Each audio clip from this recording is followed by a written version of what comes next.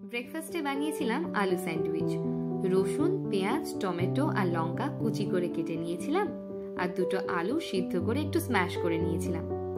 কড়াইয়ে তেল গরম হলে দিয়ে দিয়েছিলাম অল্প জিরে ফোড়ন। এরপর রসুন আর পেঁয়াজটা ভাজতে দিয়েছিলাম। ভাজা হয়ে এলে তাতে দিয়ে দিয়েছিলাম কুচি করে রাখা টমেটো আর কাঁচা লঙ্কা। সমস্তটা ভাজা হয়ে এলে এরপর একে একে হলুদ গুঁড়ো, ধনে গুঁড়ো আর পরিমাণ মতো নুন অ্যাড করেছিলাম। সিদ্ধ করে রাখা আলুর সঙ্গে মশলাটা ভালো মতন মিশিয়ে নিয়েছিলাম আর দিয়েছিলাম অল্প একটু চাট মশলা। এরপর ব্রেডে আমি টমেটো কেচাপ ইউজ করেছিলাম, আপনারা চাইলে গ্রিন সস ব্যবহার করতে পারেন। তৈরি করে রাখা আলুর পুর আর চিজ স্লাইস দিয়ে রেডি করে নিয়েছিলাম।